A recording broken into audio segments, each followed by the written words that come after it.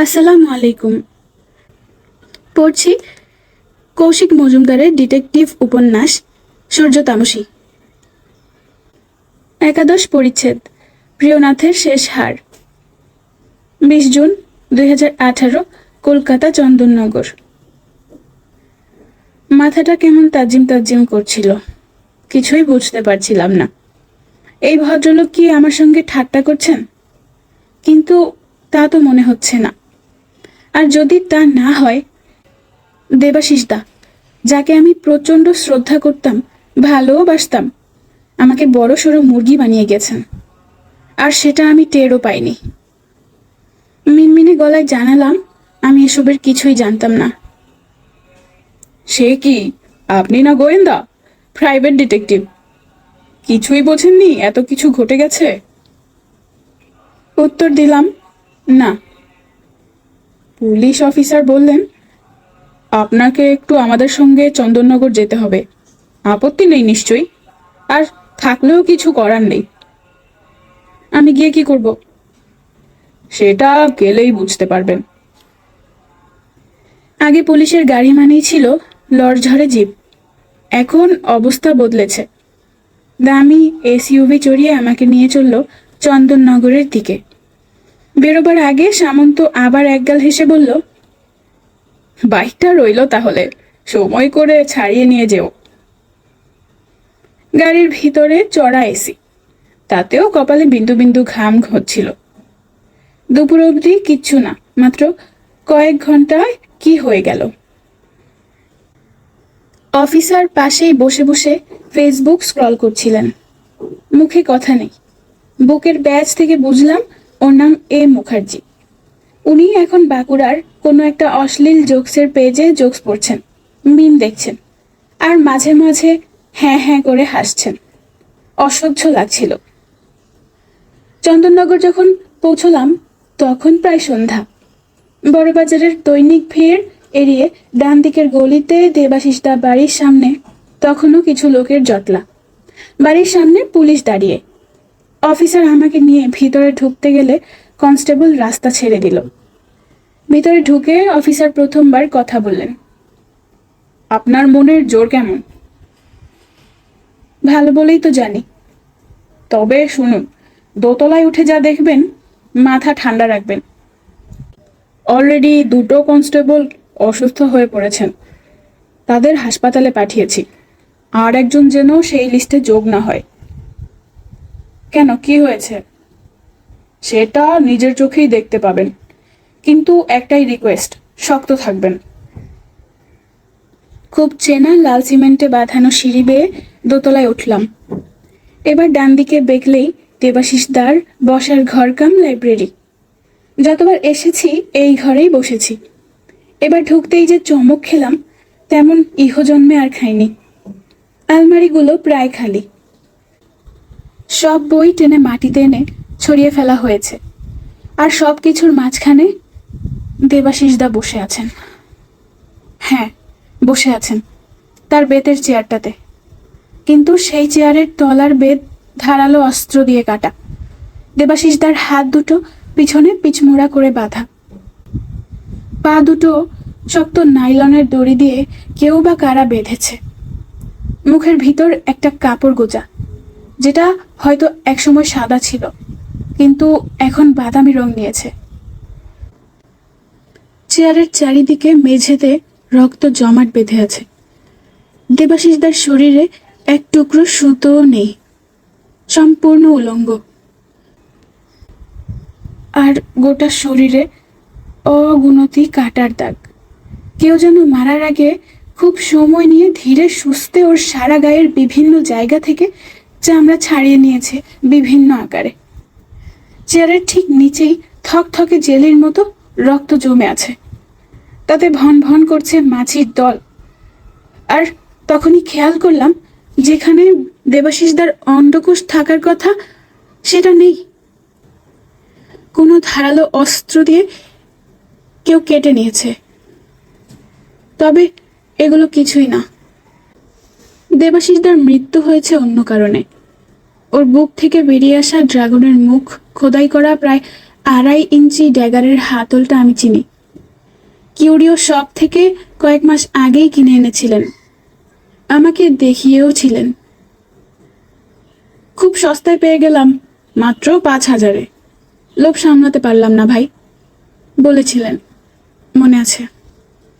কেউ প্রচণ্ড অত্যাচার করেছে প্রায় সারা রাত ধরে, তারপর খুন করেছে দেবাশিস দাকে।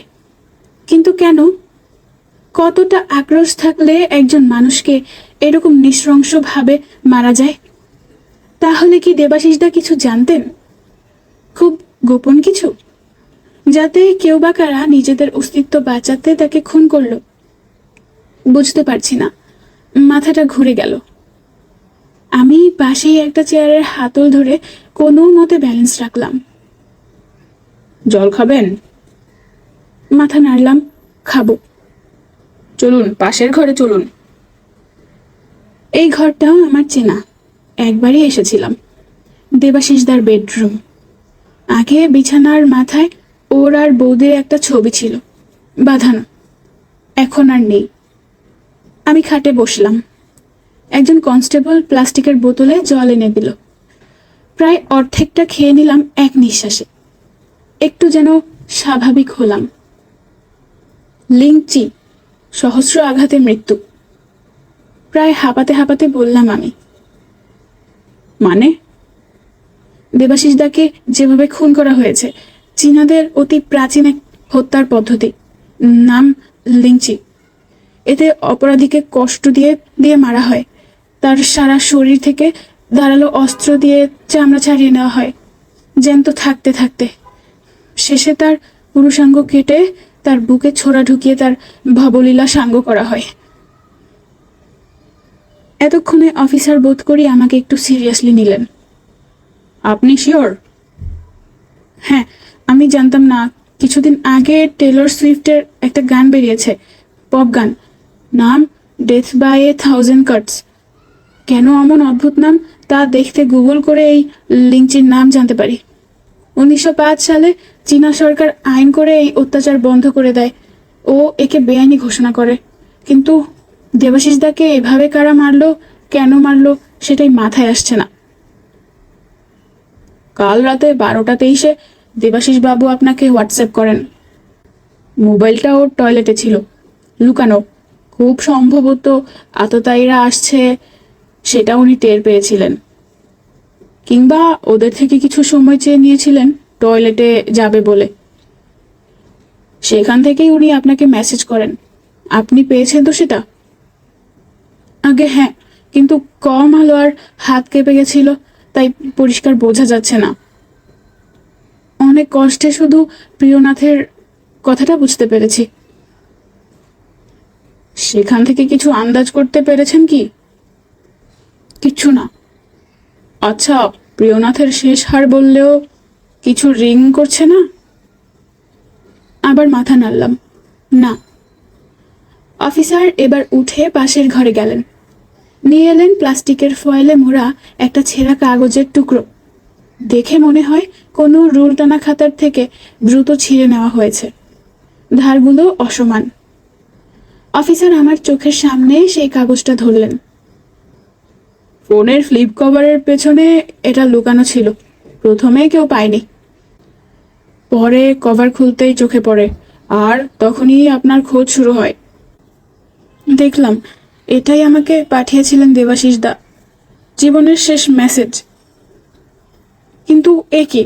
এ তো ছড়ার মতো কিছু একটা। কাগজে লেখা, প্রিয়নাথের শেষ হার, মুরের কাব্যগাথা, গণপতির ভূতের বাক্স, তারিণীর ছেঁড়া খাতা। তোর বসু জানে। খুব ঠান্ডা গলায় এবার পুলিশ অফিসার আমাকে জিজ্ঞাসা করলেন, সবই তো দেখলেন, বুঝলেন, এবার ঝেড়ে কাশুন তো, আপনি ঠিক কি জানেন? 12 পরিচ্ছেদ, লাশ কাটা ঘরের লোকটা। 13 ডিসেম্বর 1892, কলিকাতা। প্রিয়নাথ ঠিক করলো নিজে একবার মেডিকেল কলেজে যাবে। সারা রাত ঘুম হয়নি, তবু কি এক অজানা আতঙ্কে প্রিয়নাথের ঘুম আসছিল না। ব্যাপারটার মূলে না গেলে তার শান্তি নেই। টমসন সাহেব যা শোনালেন তাতে চাপ আরো বাড়বে। সরাসরি ওপরতলা থেকে যে বা যারা এই কাজ করেছে, হয় তারা বোকা নয় দুঃসাহসী। বাঘের লেজে হাত দেওয়ার ফলাফল জানে না। তারা জানুক না জানুক, এর ফল যে প্রিয়নাথকে ভোগ করতে হবে তা সে খুব ভালোভাবে জানে। রাস্তায় লোকজনের ভিড়। আকাশে আজও মেঘ করেছে। লালবাজারের পাশেই এক হরকরা পত্রিকা বিক্রি করছিল। প্রিয়নাথ একখানা ফ্রেন্ড অফ ইন্ডিয়া পত্রিকা কিনল। দাঁড়িয়ে দাঁড়িয়ে চোখ বোলাতে লাগলো মূল খবরগুলোতে। রাজনীতির খবরে তার খুব একটা আগ্রহ নেই। আগ্রহ রোজকার খবর বা অপরাধে। শোভাবাজারে একটা চেরেট গাড়ি এক মাতালকে চাপা দিয়ে মেরেছে। চিতপুরের পাশেই ডাকুরা এক পালকি লুট করে আরোহী মহিলাকে আধমরা করে রেখে গেছে। সামনের শনিবারে কার্টারের ম্যাজিক শো হবে, ইত্যাদি ইত্যাদি। একটা খবর ছোট হলেও তাতে চোখ আটকে গেল। খবরে লেখা, নিজস্ব সংবাদদাতা, লুনাটিক হাসপাতাল কর্তৃপক্ষের উদাসীনতা ও অকর্মণ্যতার এক চরম লজ্জাজনক দৃষ্টান্ত আমরা ইংরেজ সরকারের নজরে আনিতে ইচ্ছুক। শহরে নেটিভদের উদ্দেশ্যে নির্মিত লুনাটিক অ্যাসাইলাম হইতে নিয়মিত বদ্ধ উন্মাদরা পলায়ন করিতেছে।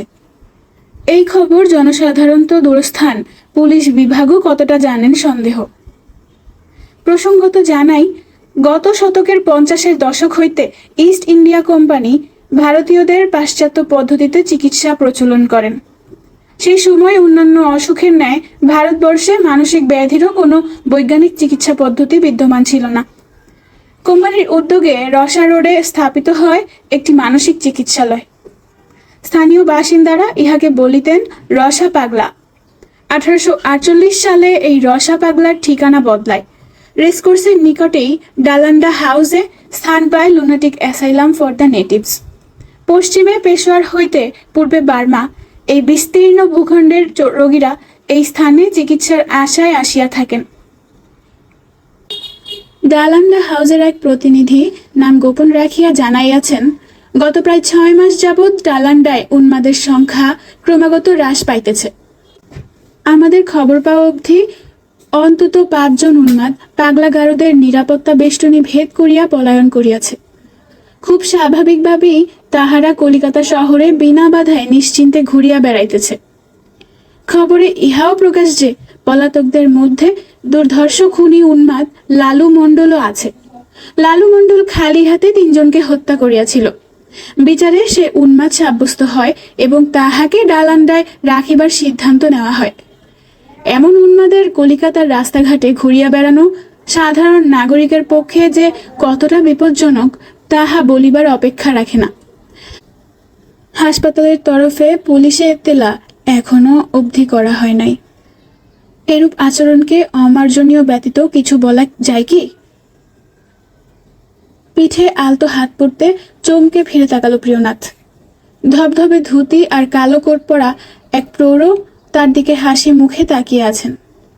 সাদা মোটা গোফ, মাথায় একরাশ পাকা চুল, হাতে ডাক্তারির বাক্স। কি খবর হে দারোগা, মাঝ রাস্তায় দাঁড়িয়ে পত্রিকা পড়ছো যে? সরকার কি তোমার টেবিল চেয়ার কেড়ে নিল নাকি? প্রিয়নাথ মনে প্রাণে ডাক্তার মহেন্দ্রলাল সরকারকে শ্রদ্ধা করে। নামজাদা ডাক্তার, প্রায় একা হাতে গড়ে তুলেছেন প্রথম জাতীয় বিজ্ঞান সমিতি, Indian association for the cultivation of science. আপনি কি মেডিকেল কলেজের দিকে যাবেন নাকি? তাহলে চলুন, একসঙ্গে যাওয়া যাবে। না বাপু, আজকাল আর হাসপাতালে যাওয়া হয় না, তবে ওদিকেই যাচ্ছি। এক রোগীর বাড়ি, প্রাইভেট কল। বেচারার সান্নিপাতিকে প্রায় মর্মর অবস্থা। যাবে তো চলো। রাস্তায় যেতে যেতে প্রিয়নাথকে প্রশ্ন করলেন মহেন্দ্রলাল, তা তুমি ওদিকে কেন? শরীর ভালো তো? আগে হ্যাঁ, একটা কেসের ব্যাপারে যাব। আচ্ছা, সার্জারিতে এখন কে আছে জানেন? রাজকৃষ্ণ দায়িত্ব নিয়েছে, কিন্তু সে তো ইদানিং নিজেই অসুস্থ। কার সঙ্গে গিয়ে দেখা করব? মাথা নাড়লেন মহেন্দ্রলাল। ডামাডোল চলছে ভাইয়া, চরম ডামাডোল। মার্টিন সাহেব একা মেডিকেল কলেজ, ভবানীপুরের পাগলা গারদ আর ডালান্ডা হাউসের দায়িত্বে। কোনোটাই ঠিকঠাক চালাতে পারছেন না। যে যা পারছে করে খাচ্ছে। দুঃখ হয় বুঝলে। এককালে মধুসূদন গুপ্ত, নবীন মিত্র, উমাচরণ শেঠরা এই হাসপাতালে কাজ করে গেছেন, আর এখন? যাই হোক, এক কাজ করো, আমার এক ছাত্র আছে, গোপাল, গোপালচন্দ্র দত্ত, খুব ভালো ছেলে, কাজও জানে। রাজকৃষ্ণ এখন ওর উপরেই ভরসা করে। চলো তবে, তোমার সঙ্গে আলাপ করিয়ে দিই। প্রিয়নাথ ভাবে এক অর্থে ভালোই হয়েছে। পুলিশ দেখলে এমনিতেই মানুষের একটা বাঁধো বাঁধো ভাব হয়, চেনা লোক থাকলে সে সমস্যা নেই। মেডিকেল কলেজের গেট দিয়ে ঢুকেই সোজা বাঁ দিকে হাঁটা দিলেন মহেন্দ্রলাল। ছোটখাটো এক যুবক অন্যমনস্ক হয়ে হেঁটে যাচ্ছিল মাথা নিচু করে। মহেন্দ্র তাকে ডাকলেন, গোপাল, ও গোপাল, একবার শুনে যাও। যুবক একটু থতমত খেয়ে দাঁড়িয়ে পড়ল। এতক্ষণ কিছু একটা ভাবছিল সে, কপালের ভ্রুকুটি। মহেন্দ্রলালকে দেখে এগিয়ে এসে মাথা নিচু করে প্রণাম করল। মুখে চিন্তার ভাব বজায় রইল। শোনো হে গোপাল, এ হলো প্রিয়নাথ, পুলিশে কাজ করে। কি একটা ব্যাপারে তোমার সাহায্য লাগবে, তুমি একটু দেখো। আমি আর কি দেখবো মাস্টারমশাই, আমার হাতেও কি আর কিছু আছে নাকি? মার্টিন সাহেব যা খুশি তাই করছেন। এতদিন রাজকৃষ্ণ বাবুর অনুপস্থিতিতে আমি আর উইলসন সাহেব তো ভালোই চালাচ্ছিলাম। সার্জারি, সব ব্যবচ্ছেদ দুটোই চলছিল ভালো। এদানি কোনো এক অজ্ঞাত কুলশীলকে এনে লাশ কাটা ঘরে বসিয়েছেন। তার না আছে কোনো ডাক্তারি ডিগ্রি, না আছে কোনো নিয়মকানুন। বলো কি, কি শুরু হলো এসব? কে এই লোক, বাঙালি? না না সাহেব, সদ্য লন্ডন থেকে এসেছে, স্বয়ং মার্টিন সাহেবের কাছের লোক। তার আদেশেই উড়ে এসে জুড়ে বসেছে। এ কি ডাক্তারি ছাত্র? কি জানি কি মাস্টারমশাই, নিজের মতো থাকে, কথা কম বলে। লাশ কাটা ঘরের এক পাশে বকযন্ত্র, বুনসেন বার্নার সব আনিয়েছে, দিনরাত সেসব নিয়ে পড়ে থাকে। এসবের সঙ্গে ডাক্তারির কোনো সম্পর্ক আছে নাকি? সেটা কে কাকে বোঝাবে বলুন। এই তো কাল রাতে একটা মরা এলো, ইউরোপিয়ান। হিসেব মতো দায়িত্ব আমার পাবার কথা। কাজ শুরু করতে গেছি, শুনলাম নাকি আমার আর উইলসন সাহেবের সঙ্গে সে বেঠাও থাকবে। এসব লোক থাকলে কাজে অসুবিধা হয়, আর কিছু না। প্রিয়নাথের কান খাড়া হয়ে উঠল। সে যে কেসের ব্যাপারে এসেছে সেটা নিয়েই আলোচনা হচ্ছে তাহলে। আমি আসলে গতকালের ওই মরাটার ব্যাপারেই এসেছিলাম, গলা খাঁকড়ে বলল প্রিয়নাথ। প্রিয়নাথকে দেখলেও এতক্ষণ খেয়াল করেনি গোপালচন্দ্র। এবার একটু চমকে তাকালো। আপনি অফিসার ইনচার্জ? আজ্ঞে হ্যাঁ, তা বলতে পারেন। আসুন তবে আমার সঙ্গে, মাস্টার মশাইও যাবেন নাকি? মহেন্দ্রলাল ট্যাগ ঘড়ি বের করে, ওরে বাবা, 10:30 বেজে গেছে। না হে প্রিয়নাথ, তোমরা এগো, আমার কলে লেট হয়ে গেছে, বলে হাঁটা লাগালেন। প্রিয়নাথ গোপালের পিছু পিছু লাশ কাটা ঘরের দিকে পা বাড়ালো।